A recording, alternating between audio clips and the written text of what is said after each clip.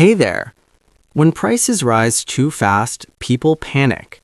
Groceries become expensive, fuel costs more, rent feels impossible to manage, and naturally, everyone looks at the government and asks the same question. Why don't they just fix the prices? If the government can control laws, borders, and taxes, surely it can control prices too, right? Well, governments can control prices. The real question is why they usually can't do it for long. In this video, we'll break down what price controls really are, why they seem to work at first, what slowly goes wrong behind the scenes, and why almost every country that relies on them for too long ends up making things worse. Let's start from the basics. Price controls are rules set by governments that limit how high or how low a price can go. There are two main types. The first is a price ceiling, which is a maximum price. This is usually applied to essentials like food, fuel, medicine, or rent. The goal is simple: stop prices from becoming unaffordable. The second is a price floor, which is a minimum price.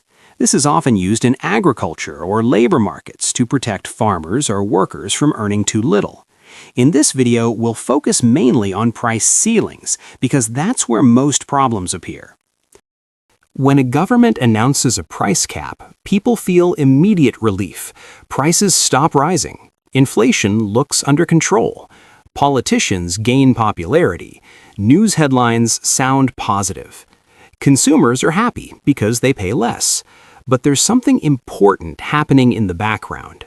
Lower prices increase demand. When something becomes cheaper, more people want to buy it. At the same time, producers earn less profit per unit. That reduces their motivation to produce more. So demand goes up, but supply doesn't. This imbalance doesn't explode instantly. It builds quietly. For a short time, existing stock hides the problem. Shops sell what they already have. Fuel stations operate normally. Rent-controlled apartments stay occupied. But once supply needs to be replenished, the cracks start to show. Imagine a government caps the price of cooking oil. People rush to buy more because it's cheap. But oil producers face higher costs for seeds, transport, and labor. With lower selling prices, producing oil becomes less profitable. Some producers reduce output, others exit the market entirely. Soon, demand is higher than supply. Shelves start going empty. Shops limit how much you can buy. Long lines appear. People stockpile goods because they're afraid it won't be available later. This is not because producers are evil or greedy, it's because producing something that loses money doesn't make sense. When prices stop reflecting real costs, supply slowly collapses. As shortages grow, another problem appears. Quality drops. Producers cut corners to survive. Ingredients get cheaper, maintenance is delayed, services get worse, but prices stay the same. At the same time, black markets emerge. If people can't buy something officially, they'll find unofficial ways. Goods are sold secretly at higher prices. Access becomes unfair. People with connections or extra money get what they need. Others don't. Ironically, price controls meant to help the poor often hurt them the most. Wealthier people find alternatives. Poorer people face empty shelves. The official price exists only on paper. The real price is paid elsewhere. Now the government faces a dilemma. To keep prices low, it must either force producers to keep selling or compensate them for their losses. This usually leads to subsidies. Subsidies mean the government pays producers the difference between the real cost and the controlled price. But that money has to come from somewhere: taxes, borrowing, or printing more money.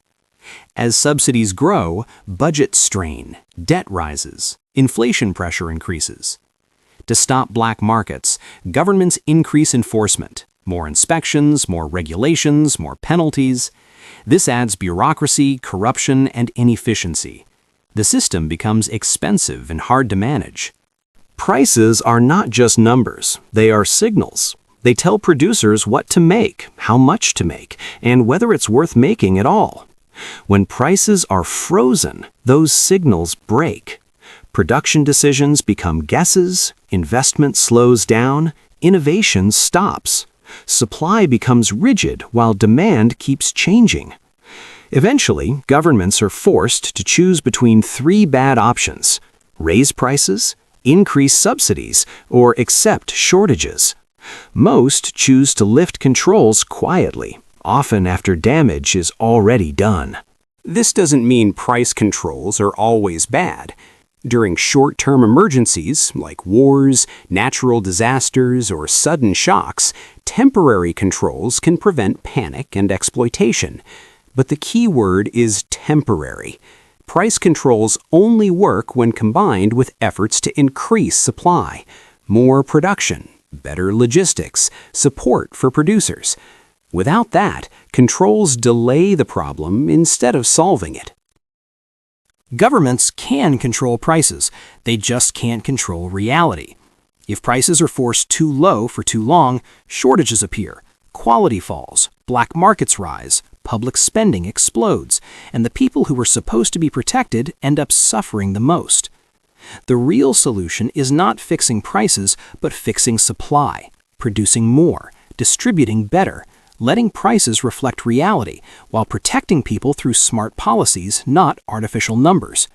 Because in the end, you can't command an economy into balance. You have to build it there. If you want more videos breaking down complex economic ideas in simple terms, like and subscribe. Thanks for watching.